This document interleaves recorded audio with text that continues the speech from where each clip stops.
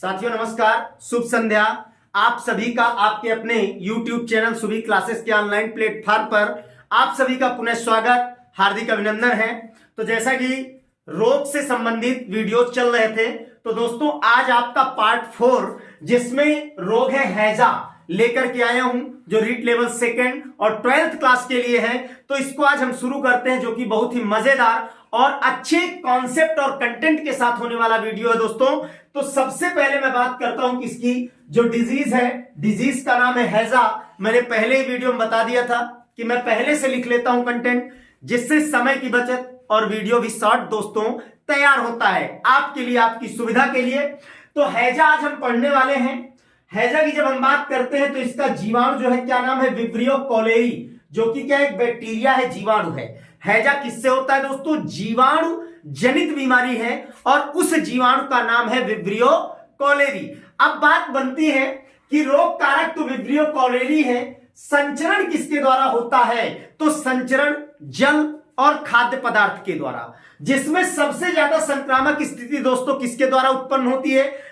खाद्य पदार्थों के द्वारा उत्पन्न होती है। जो बाजार में खुले हुए खाद्य पदार्थ बिकते हैं वो संदूषित हो जाते हैं और उन संदूषित खाद्य पदार्थों से संक्रमण की स्थिति या रोग की स्थिति स्वस्थ व्यक्ति में ज्यादा उत्पन्न होती है।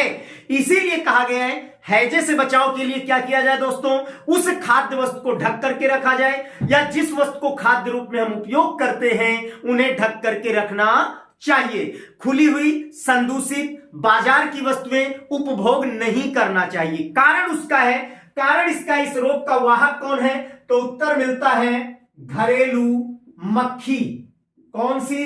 घरेलू मक्खी, जिसका साइंटिफिक नेम आप जानते होंगे, मस्का डोमेस्टिका है। तो मस्का डोमेस्टिका इस रोग के लिए सबसे बड़ा वाहक का कार्य करती है। क्यों? मक्खी गंदी वस्तुओं में भी बैठती है, किसी ने थूका है उस पर बैठती है, किसी ने मल त्याग किया उस पर बैठती है, और फिर खाद्य वस्तुओं पर बैठ जाती है। तो जब रोगी व्यक्ति के द्वारा उपयोग या उपभोग की गई या त्याज्य वस्तु पर बैठती है और किसी खुली हुई खाद्य वस्तु पर बैठ जाती है, तो वहीं पर इस विब्रियो कॉलेरी नामक बैक्टीरिया को छोड़ देती है, और जब स्वस्थ व्यक्ति उसका उपभोग करता है तो उसमें हैजा बीमारी उत्पन्न हो जाती है। हैजा बीमारी में होता क्या है प्रमुख दोस्तों? सबसे बड़ी समस्या आती है डिहाइड्रेशन की, जल की कमी की। शरीर में जल की अत्यंत कमी हो जाती है और ज्यादा कमी होने पर रोगी व्यक्ति की मृत्यु भी हो जाती है।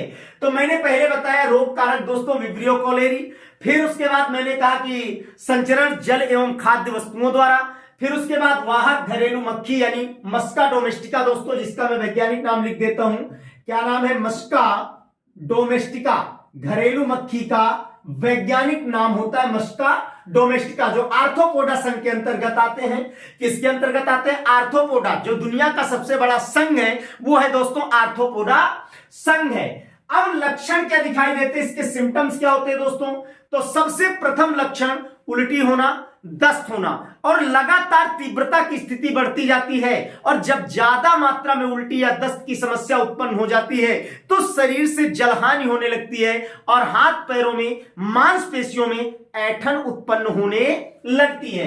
तो सबसे विशेष है उल्टी एवं दस्त। मैंने यहां लिख दिया विशेष, प्रमुख लक्षणों में इसको रखा जाता है। अगर क्वेश्चन भी बनाया जाए कि हैजे बीमारी का प्रमुख लक्षण है, तो सबसे प्रमुख लक्षण है उल्टी एवं दस्त।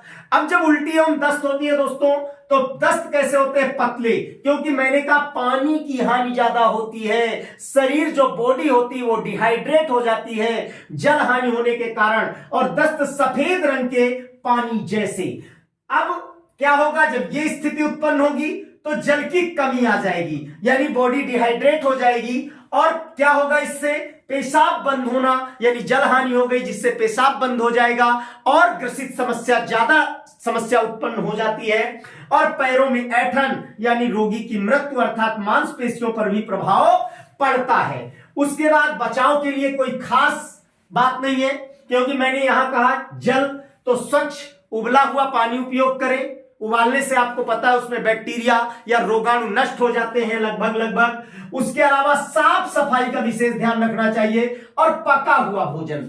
पका हुआ भोजन से तात्पर्य क्या है यहां पर दोस्तों? तात्पर्य है कि भोजन को अच्छी प्रकार से, भली प्रकार से पकाया जाए, उसको ऐसा न पकाया जाए कि कच्चा रह जाए या उसके अलावा अर्धपकी अवस्था में उपभोग किया जाए। ऐसी स्थितियों में अगर उस भोजन का उपभोग करते हैं या वो रखे हुए भोजन का उपभोग करते हैं खुले हुए, तो समस्या उत्पन्न होती है। तो साफ सफाई का विशेष ध्यान दें, पका हुआ भोजन उपभोग करें, पानी विशेष है कि उबला हुआ उपयोग करें, क्योंकि समस्या यही है, क्या खाद्य वस्तु एवं जल यही तो संक्रमण का सबसे बड़ा कारण बनते हैं हैजा में। उसके बाद ठंडी वस्तुओं का उपयोग करें, मींस पेय पदार्थों का उपयोग करें, तरल पदार्थों का, जिससे बॉडी में जो पानी की कमी हुई है, जल हानि हुई है, उसको पूरा किया जा सके और इस रोग से बचा जा सके। अमृत धारा पेय पदार्थ के अंतर्गत है, ठंडा होता है, इसका उपयोग किया जाना चाहिए। उसके बाद हैजे का टीकाकरण, हैजे का क्या होना चाहिए? टीकाकरण होना चाहिए। टीकाकरण मैंने बताया था, एडवर्ड जेनर चेचक के टीके की खोज की थी, वहां से टीकाकरण की परंपरा आई। तो हैजे का टीका लगवाना चाहिए। और उसके अलावा सारे टीके लगाए जाते हैं दोस्तों, लेकिन एकमात्र टीका है पोलियो जिसको पिलाया जाता है, अन्यथा सारे टीके लगाए जाते हैं। तो ये भी मोस्ट इंपॉर्टेंट बात है दोस्तों कि एक ही टीका है केवल पोलियो जिसको पिलाया जाता है बच्चों को, और सारे टीके लगाए जाते हैं इंजेक्शन के माध्यम से। उल्टी व दस्त को क्या करना है? खुला नहीं छोड़ना है, उचित जगह पर निपटान करना है, मिट्टी में दबा देना है जिससे मक्खियां न बैठे, संक्रामक स्थिति न फैले। अगर उस खुली वस्तु में अपशिष्ट पदार्थ उल्टी या दस्त है, मक्खी बैठेगी, खाद्य वस्तु पर बैठेगी दोस्तों, क्या होगा? संक्रमण की स्थिति पैदा होगी। तो जो भी ऐसे त्याज्य है पदार्थ, मल है या दस्त है या उल्टी वोमिटिंग है, इनका क्या करें? उचित निपटान करें, मिट्टी से दबा देना चाहिए जिससे संक्रमण से बचा जा सके। कीटाणुनाशक का छिड़काव किया जाना चाहिए जिनसे कीटाणुओं की मृत्यु हो। जैसे आप घरों में उपयोग करते हो, लाइजॉल है, फिनाइल है, इत्यादि से क्या करते हो? रोगाणु या कीटाणुनाशक के रूप में उनका उपयोग करते हो, पोछा लगाते हो, या नहाने के लिए डेटॉल का प्रमुख रूप से आप पानी में उपयोग करते हो, तो इनका उपयोग करना चाहिए।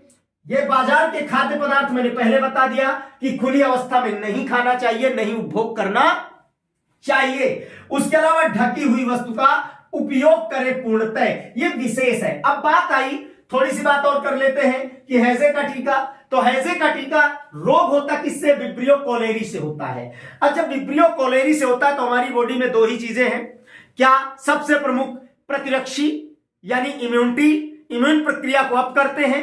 अब होता क्या है, जब ये रोग का कारक बनता है, इससे रोग फैलता है, तो रोगी को जो टीका दिया जाता है उसमें दिया क्या जाता है?